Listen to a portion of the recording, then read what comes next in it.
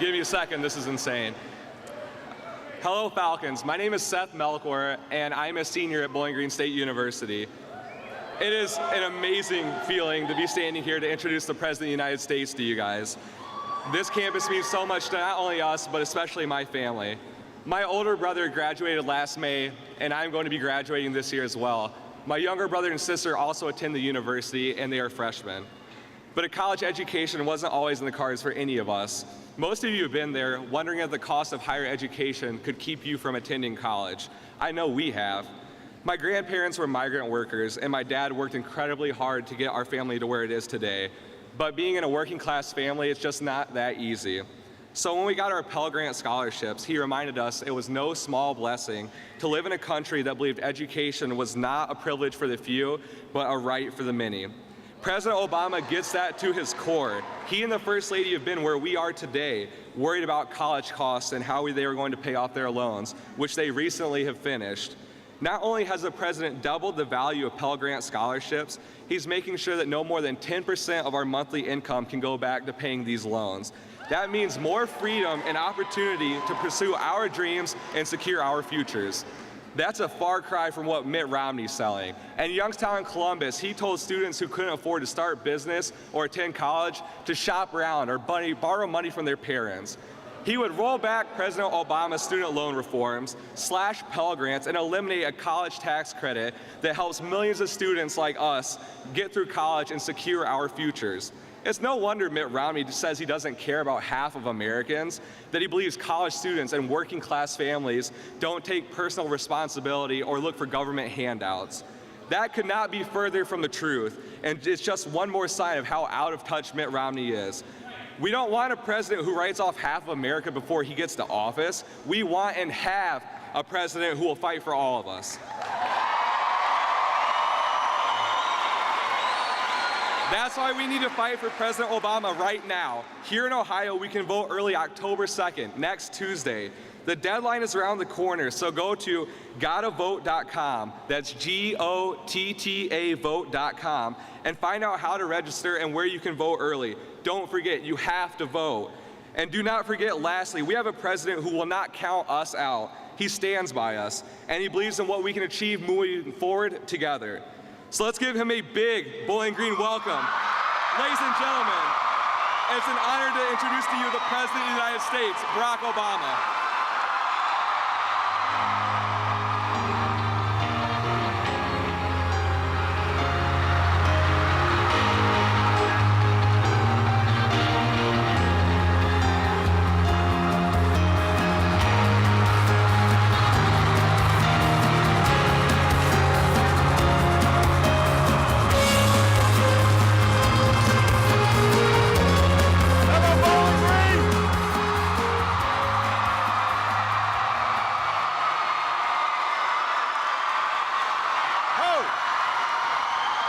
Hello, Falcons!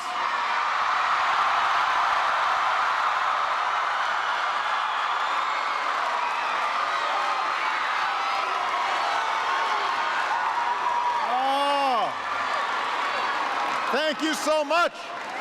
Thank you. Now, let me begin by asking everybody to give Seth a big round of applause for that great introduction.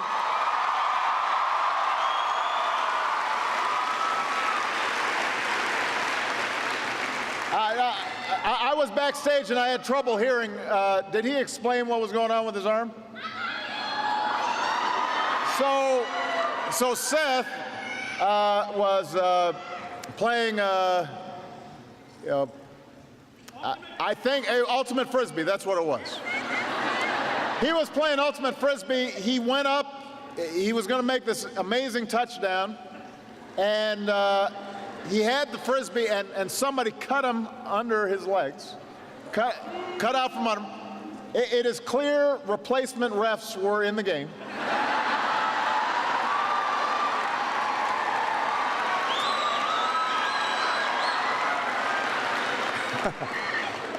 He broke his wrist. He was supposed to get it set yesterday, but he didn't want to miss this. So So when he came up here, his wrist was not yet set. And he's going to have to go to the hospital afterwards to get his wrist set. Now, I just want to make the point that if Seth can come up here with a broken wrist, then there is not a student here who cannot get registered and make sure they go to vote. No excuses. No excuses. You got to play through injuries, Falcons.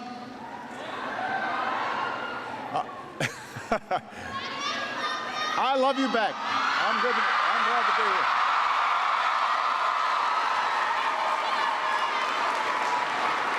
Now, it's great to be here with your next Congresswoman, Angela Zimmern.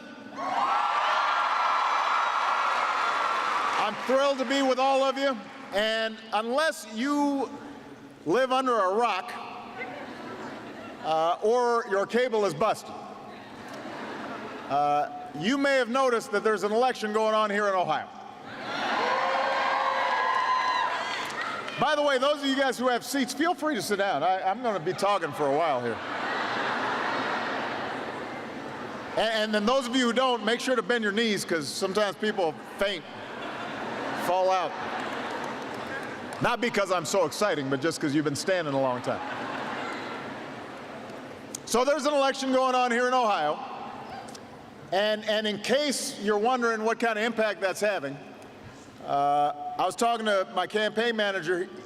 He was meeting with this couple who had this adorable 4-year-old son named Sammy. And they were very proud that Sammy knew what was going on, and there was a picture of me up on the wall. And the parents said, "Who's that, Sammy?" And Sammy said, "That's Barack Obama." And then the parents asked, "And what does Barack Obama do?" And Sammy thinks for a second, and he says, "He approves this message." True story. True story.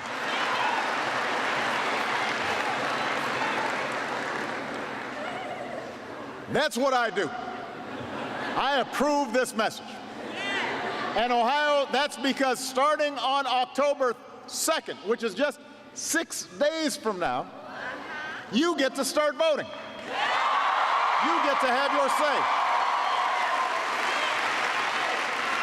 You can register to vote all the way up until October 9th, but if you're already registered, you can start voting in 6 days.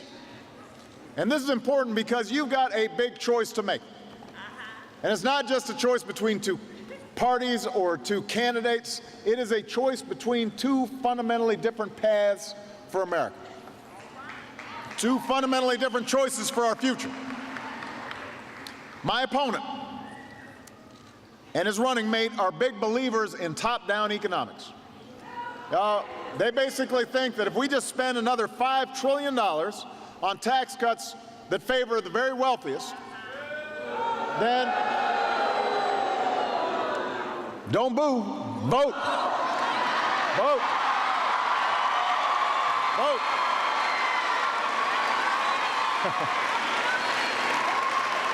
Vote.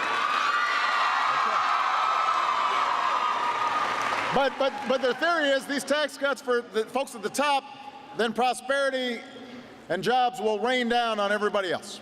Deficit will magically go away, and we will live happily ever after. There's only one problem. We just tried this during the last decade, during the previous presidency. It didn't work. Top-down economics never works. The country doesn't succeed when only the rich get richer. We succeed when the middle class gets bigger, when more people have a chance to get ahead, more people have a chance to live up to their God-given potential. Look, I don't believe we can get very far with leaders who write off half the nation as a bunch of victims who never take responsibility for their own lives. And I've got to tell you, as I travel around Ohio and as I look out on this crowd, I don't see a lot of victims. I see hard-working Ohioans. That's what I see. We've got students who are trying to work their way through college. We've got single moms who are putting in overtime to raise their kids. By the way, your outstanding president of this institution, Bowling Green, charming woman, really smart. And there she is right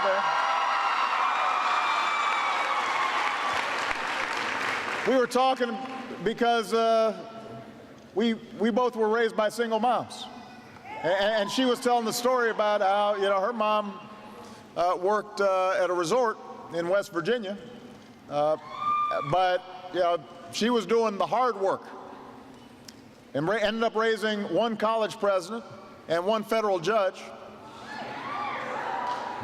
That's what we believe about the economy, when you give folks a chance. I see in this audience senior citizens who've been saving for retirement their entire lives, veterans who served this country so bravely.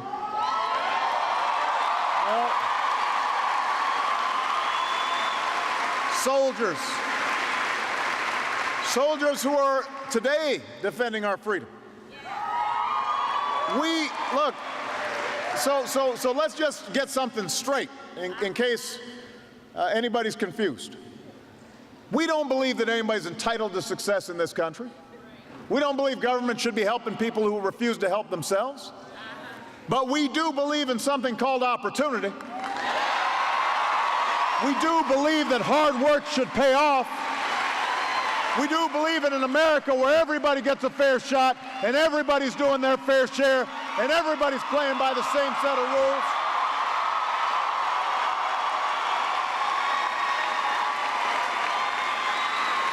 We do believe in an America where no matter who you are or what you look like or what your last name is or who you love, you can make it if you try. That's the country I believe in. That's what I've been fighting for 4 years, and that's why I'm running for a second term as President of the United States.